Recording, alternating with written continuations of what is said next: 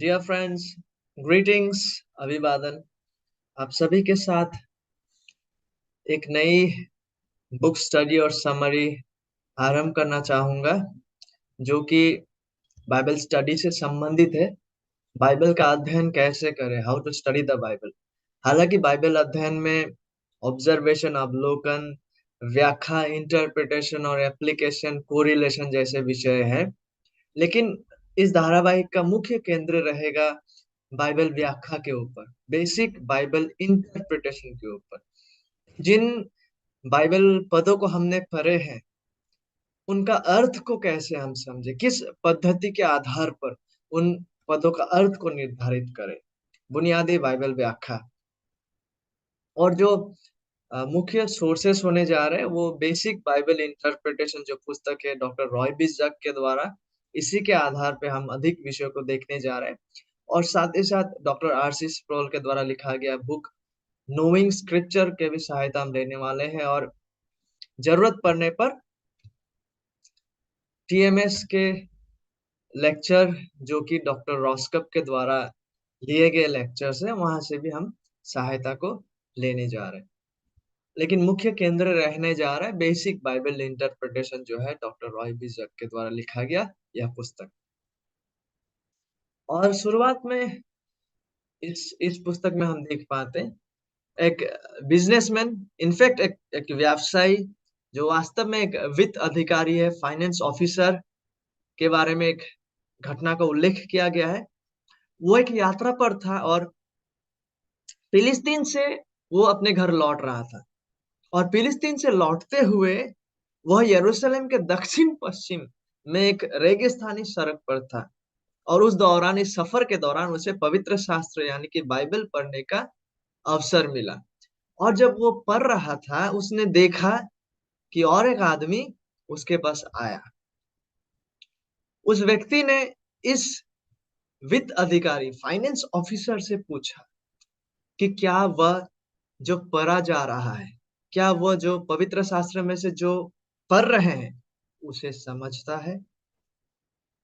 In fact ये जो finance officer है, वित्त अधिकारी, उनका वर्णन को हम प्रेरितों का कार्य 8 अध्याय 27 पद में देख पाते। वह कुश देश का एक मनुष्य था, जो खोजा और कुशियों की रानी कंदाके का मंत्री और खजाजी था। और जो व्यक्ति उनसे आके मिलता है और बातचीत करना आरंभ करता है, वो दूसरा कोई और नहीं वरन स्वयं फिलिपियोस था। इस घटना का वर्णन को हम प्रेरितों का कार्य 8 अध्याय में देख पाते। और जब ये फाइनेंस ऑफिसर अपने घर लौट रहा था, राह में फिलिप उसे ज्वाइन करते हैं उनके रथ पर, जिनका वर्णन को हम प्रेरितों का कार्य 8 अध्याय 26 पद से ही देख सकते हैं। फिलिपियस ने इस व्यक्ति को एक महत्वपूर्ण प्रश्न पूछकर बातचीत को आरंभ किया। और वो प्रश्न किस विषय पर था? वो सवाल, वो प्रश्न था बाइबल व्याख्या के विषय में, बाइबल के पदों का अर्थ को समझने के विषय में था।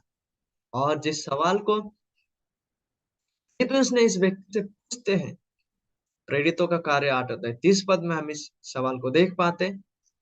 फिलिपियस उससे पूछते हैं, do you understand what you are reading? तू जो पढ़ रहा है, क्या उसे समझता भी है? उसके बाद इस वित्त अधिकारी ने, इस फाइनेंस ऑफिसर ने उत्तर दिया। प्रेरितों का कार्य 8 अध्याय 31 पद में हम देख पाते हैं, वह कहते हैं फिलिपियुस से, जब तक कोई मुझे ना समझाए तो मैं कैसे समझूं? और उसने फिलिप को इनवाइट किया कि उसे रथ पर ज्वाइन करे। और इस वित्त अधिकारी ने फिलिपियुस से एक सवाल पूछा। जब वो फिलिपियुस आने से पहले पवित्र शास्त्र को पढ़ रहा था, तो वो यशायाह भविष्यद्वक्ता की पुस्तक में से पढ़ रहा था, विशेषकर अध्याय 53 पद 7 और 8।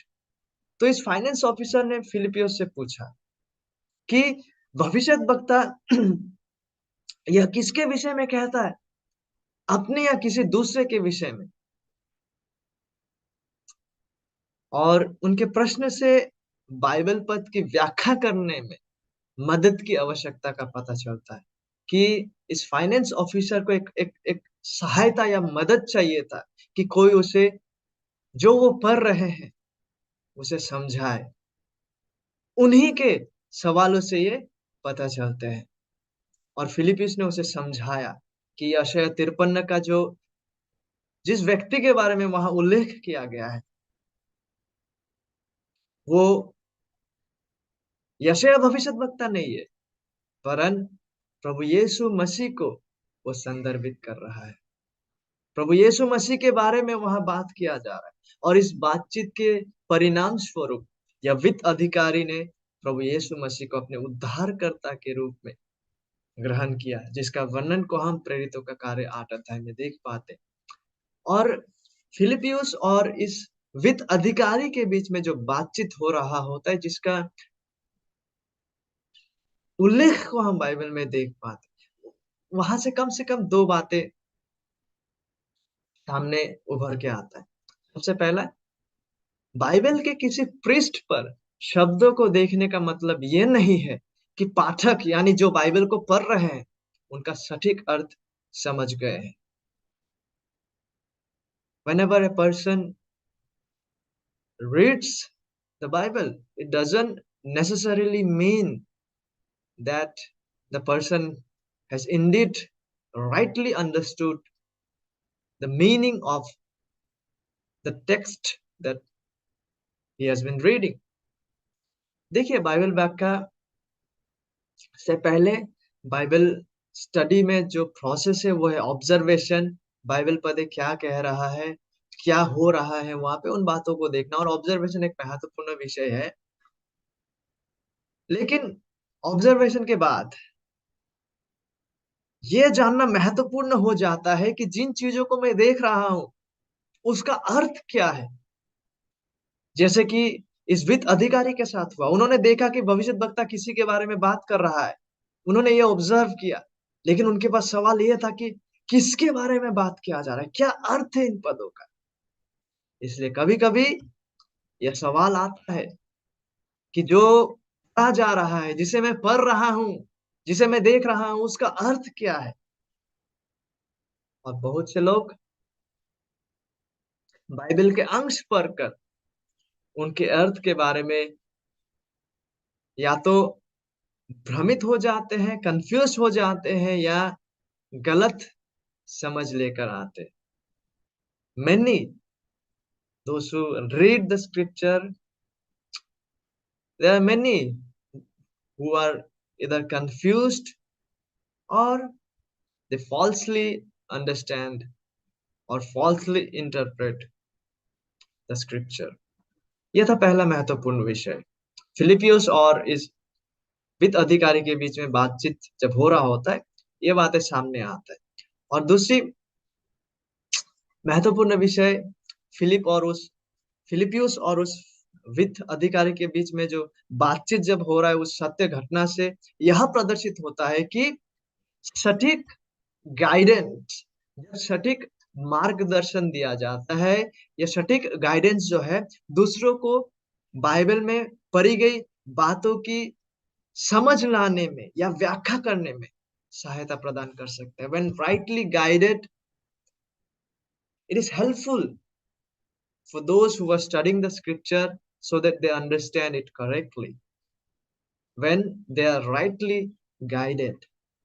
और फिलिप का सवाल, फिलिप ने जो प्रश्न को पूछा, क्या आप जो पढ़ रहे हैं उसे समझते हैं, यह इंगित करता है और यह निहितार्थ को प्रदान करता है। It implies that Pathak, the reader, जो पढ़ रहा है उसे उसने नहीं समझ पाया था, लेकिन उसे समझना संभव था। When Philip asked, "Do you understand what you are reading?" It implies that the person who had been reading this didn't understand what he was reading, but it was possible to understand. और वास्तव में वो वित्त अधिकारी, finance officer द्वारा Philip से Bible के पदों का समझ लाने के लिए जब वो अनुरोध करते, जब वो सवाल को करते कि भविष्यद्वक्ता किसके बारे में बात कर रहा है, when he was requesting Philip to help him understand, वहां से यह प्रदर्शित होता है कि he was admitting to the fact that he didn't understand and he needed help, कि वो स्वयं से बाइबल पदों को ठीक से नहीं समझ पा रहा था और उसे व्याख्या में सहायता की आवश्यकता महसूस हुई। और बाइबल में नहम्याह का पुस्तक में हम देख पाते हैं कि नहम्याह द्वारा यरूशलेम की दीवारों का पुनर्निर्माण करने के कुछ क्षण बाद इज़राइल अपने अपने नगर में बस गए। और जब सारे इज़राइल एक समय यरूशलेम के जल फाटक के सामने एकत्रित हुए, इकट्ठा हुए, तो वहां एजरा शास्त्री ने उन लोगों को, उन समूह को मूसा की व्यवस्था की पुस्तक पढ़कर सुनाई। और एजरा ने भोर से लेकर दोपहर तक पवित्र शास्त्र को पढ़ा और लोगों को सुनाया। और हम वहां ये भी देख पाते कि लिवाइट्स, जो अन्य लेवी लोग थे, वे भी व्यवस्था का पुस्तक को पढ़कर उसका अर्थ को एक्सप्लेन कर रहे थे, समझा रहे थे लोगों को, इजरायलियों को, ताकि लोग समझ सके कि क्या पढ़ा जा रहा है। और परिणाम स्वरूप देख पाते वहां पे नहम्याह 8 अध्याय 12 पद में, तब सब लोग खाने पीने, भोजन सामग्री भेजने और बड़ा आनंद मनाने को चले गए। They were rejoicing. Why? क्योंकि जो वचन उनको समझाए गए थे उन्हें वे समझ गए थे। So why is Bible interpretation important? Bible व्याख्या, बाइबल का पदों का अर्थ को सटीक रीति से निर्धारित करना क्यों महत्वपूर्ण है? सबसे पहला, it is essential for understanding, समझने के लिए, and teaching the Bible properly, सटीक रीति से बाइबल पदों को समझने के लिए और उसे शिक्षा प्रदान करने के लिए ये बहुत ही क्रूशियल, अनएवॉइडेबल वास्तविकता है, बाइबल को सटीक रीति से इंटरप्रेट करना। दूसरी महत्वपूर्ण बात, Bible interpretation is essential as a step beyond observation. हाँ, हमने बाइबल के पदों में तमाम विषयों को देखे हैं, but beyond it, after that, उन जिन चीजों को हमने देखे उसका अर्थ क्या है, उसको निर्धारित करने के लिए बाइबल इंटरप्रिटेशन बहुत ही महत्वपूर्ण है। तीसरा, Bible interpretation is essential for applying the Bible properly and correctly.